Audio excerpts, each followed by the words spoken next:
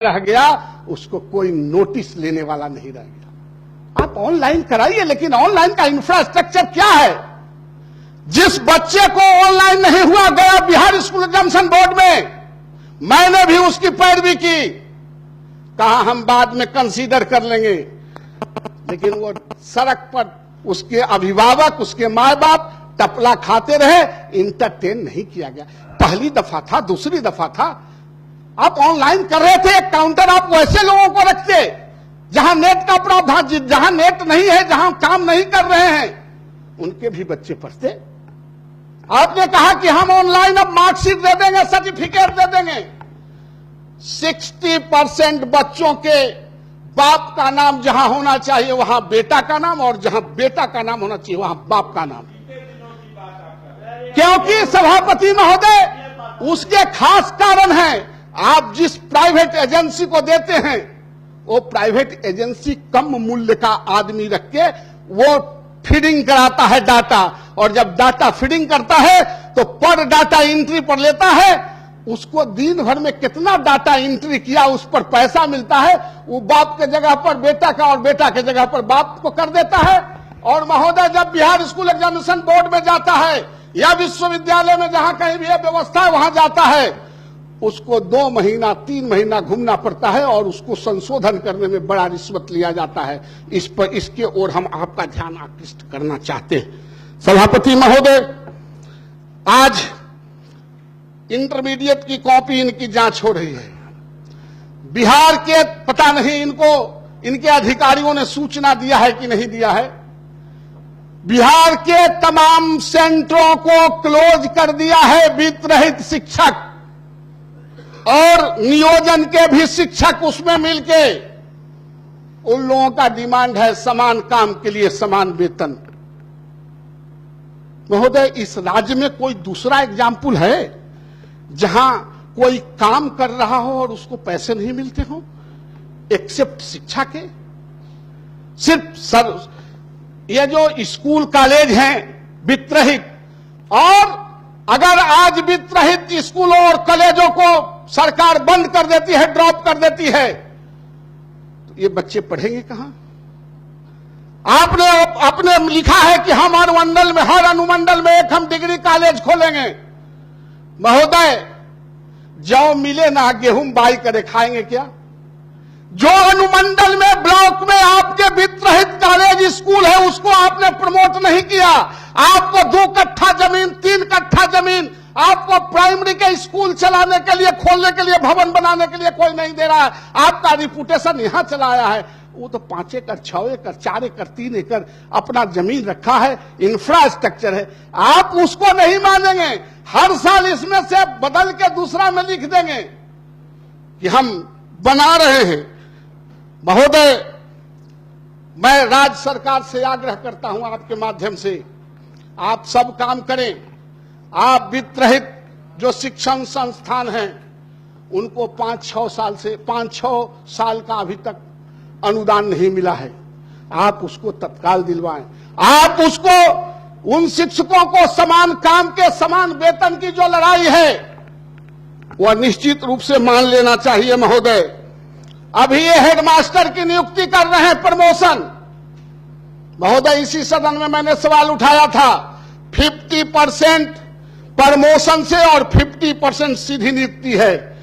आप लगभग 2700 पदों पर आपने प्रमोशन दे दिया, और मात्र 450 उसके एवज में आपने सीधी नियुक्ति किया है। पूरे रिजर्वेशन मारा जा रहा है। आप प्रमोशन में रिजर्वेशन नहीं देते हैं, लेकिन सीधी नियुक्ति में उसको रिजर्वेशन मिलता है। आज जो प्रमोशन से आते हैं वो 6 महीना, 3 महीना, 2 महीना हेडमास्टर रहते हैं। आप जब तक सक्षम आदमी को आप सीधी नियुक्ति करके हेडमास्टर नहीं बनाएंगे, जिसको 5-7 साल, 10 साल समय नहीं मिले स्कूल सुदृढ़ करने के लिए, वो खुद ही अपना पेंशन ठीक करने में लगा रहता है।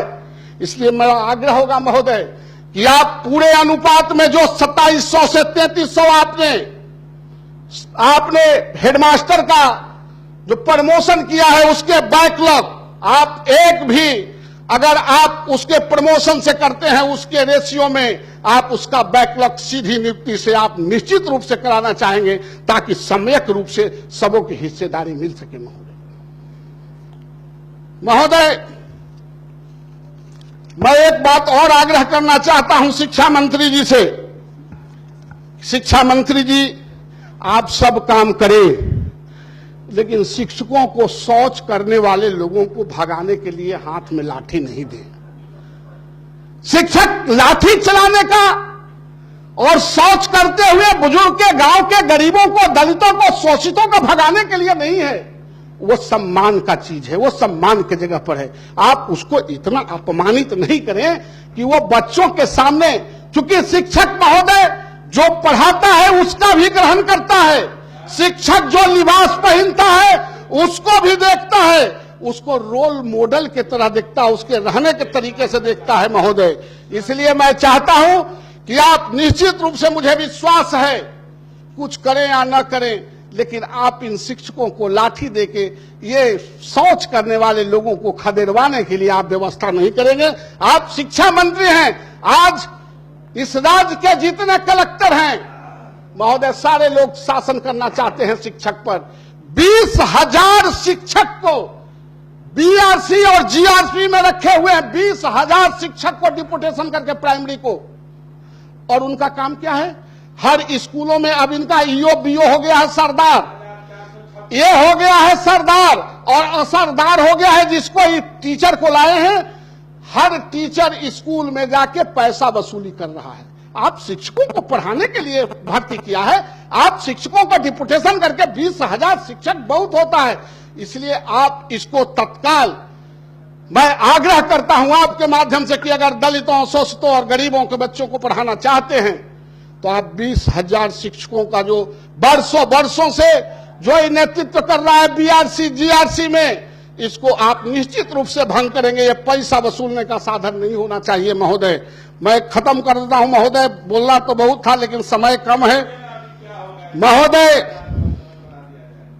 संक्षेप किया जी ने, आप वहां से नहीं संचालन कीजिए ना, हम कर रहे हैं। सभापति महोदय, मैं आपके माध्यम से चाहता हूं, अभी हम लोग शिक्षक निर्वाचन क्षेत्र से जीत के आते हैं महोदय।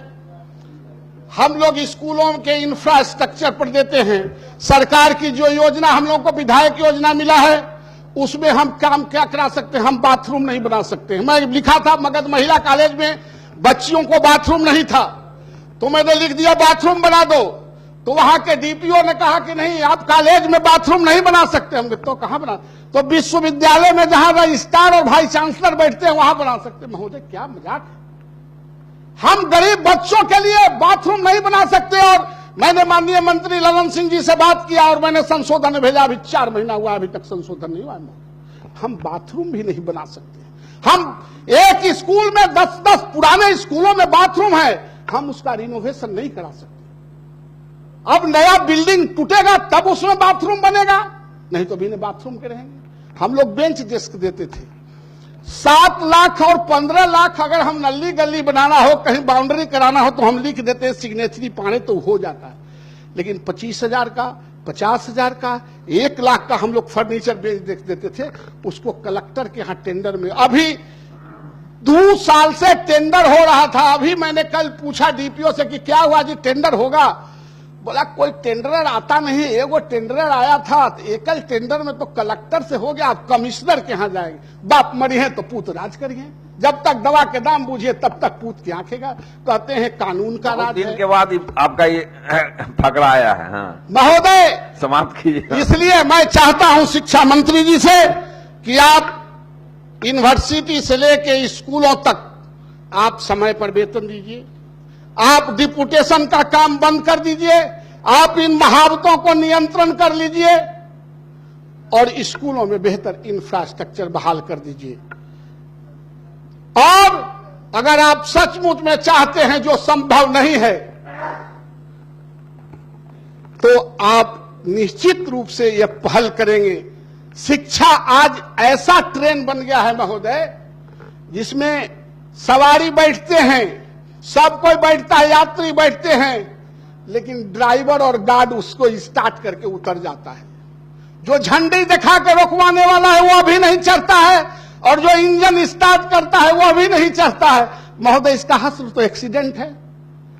जो राज्य सरकार के मुलाजिम और नौकरशाह कहते हैं हम विद्यालयों महाविद्यालयों को ठीक करते हैं, उनके बच्चे नहीं पढ़ते, वो ड्राइवर हैं। और हम लोग जैसा भाषण करने वाला, सुंदर सुंदर बात कसीदा काटने वाला कभी बच्चे नहीं पढ़ते हैं गार्ड ड्राइवर का। तो ये तो गाड़ी एक्सीडेंट होने वाली है। लेकिन ये एक्सीडेंट हुआ तो इस राज्य में बड़ा एक्सीडेंट होगा। उग्रवादी खोजने नहीं जाना पड़ेगा महोदय। हर आदमी के दरवाजे पर चारों तरफ उग्रवादी होंगे।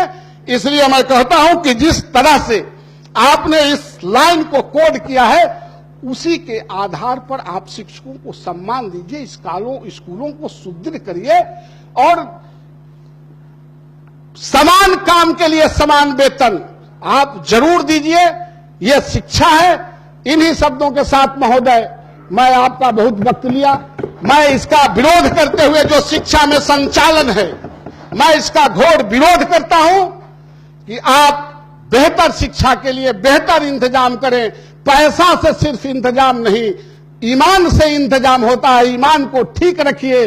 निश्चित रूप से विश्वास है कि जिस ऐतिहासिक घटनाओं की चर्चा के आपने बात किया, अभी कोई कह रहे थे केदार पांडे जी बड़ा विश्वविद्यालय बनाए हैं, कहां कहां चंद्रगुप्त, क्या क्या सुंदर सुंदर नालंदा विश्वविद्यालय।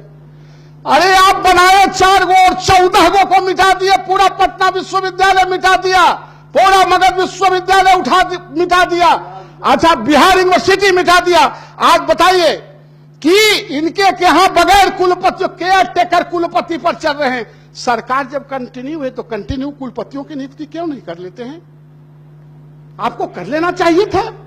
इसलिए प्रक्रियाधीन में जब गरीब के बच्चों का बात हो तो प्रक्रियाधीन हो, जब किसानों के पैन उड़ाही का बात हो तो प्रक्रियाधीन हो, जब गरीब के बेटा को बेंच डेस्क बाथरूम देना हो तो प्रक्रियाधीन हो। सरकार ऐसे नहीं चलती है महोदय। आपको बहुत बहुत धन्यवाद। जय हिंद, जय भारत।